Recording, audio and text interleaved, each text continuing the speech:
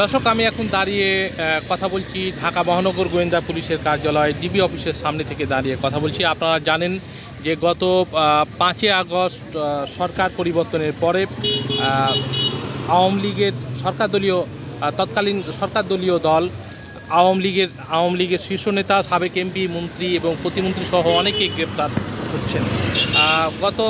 গত রাত থেকে এর মধ্যে অনেকে শীর্ষ নেতা এবং সাবেক মন্ত্রীদের গ্রেপ্তার করার পর তাদের রিমান্ডে নিয়েছে পুলিশ। কেউ কারাগারে রয়েছেন অথবা কারো রিমান্ড চলমান রয়েছে বলে জানা গেছে।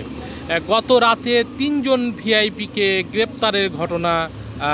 গ্রেপ্তার করেছে ঢাকা মহানগর গোয়েন্দা পুলিশ। তার মধ্যে একজন রয়েছেন সাবেক স্বরাষ্ট্র সচিব জাহাঙ্গীর আলম, যিনি নির্বাচনে একটি মুখ্য গত 2024 সালের 7 জানুয়ারি যে নির্বাচন অনুষ্ঠিত হয়েছে, সেই অনুষ্ঠিত নির্বাচনে একটি গুরুত্বপূর্ণ ভূমিকা পালন করেছেন। গত রাতে তাকে ছাড়াও সাবেক এমপি আবদুল্লাহ আল জ্যাকবকে গ্রেপ্তার করেছে ঢাকা মহানগর গোয়েন্দা পুলিশ। তিনি ভোলার সাবেক এমপি, পাশাপাশি সংসদের সাবেক হুইপ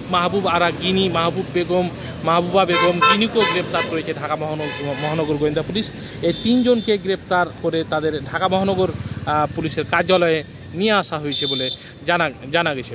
পুলিশের পক্ষ থেকে বলা হচ্ছে যে তাদের নামে ঢাকার একাধিক থানায় হত্যা মামলা সহ আরও কয়েকটি মামলা রয়েছে। এই মামলাগুলোতে তাদের গ্রেপ্তার দেখিয়ে আদালতে প্রেরণ করা হবে বলে জানা গেছে। তার মধ্যে ঢাকা মহানগর গোয়েন্দা পুলিশের একজন শীর্ষ কর্মকর্তা জানান যে তাদের গ্রেপ্তার করার পরে তাদের প্রাথমিক জিজ্ঞাসাবাদ করা হয়েছে। এই প্রাথমিক জিজ্ঞাসাবাদের যে সব তারা তথ্য দিয়েছেন, সেই সব তথ্যগুলো তারা যাচাই এবং বাছাই করা হচ্ছে।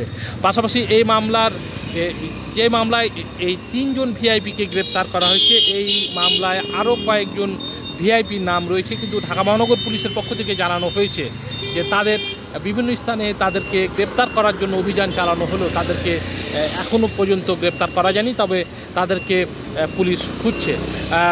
দর্শক, আপনারা দেখতে পাচ্ছেন যে ডিবি পুলিশের যে নিরাপত্তা ব্যবস্থা, এটা এখনও অক্ষুণ্ণ রয়েছে এবং পাশাপাশি সেনাবাহিনীর যে ট্যাঙ্ক রয়েছে নিরাপত্তার জন্য, সেই 5 আগস্টের পরে ডিবি কার্যালয় মূলত অনেকটা অরক্ষিত হয়ে গেছিল। সেই অরক্ষিত ডিবি কার্যালয় এখন প্রহরা দিচ্ছেন পুলিশের পাশাপাশি সেনাবাহিনীর সদস্যরা। তো দর্শক, খবরের কাগজে লাইভের সঙ্গে থাকুন, আবার দেখা হবে অন্য কোনো স্পটে।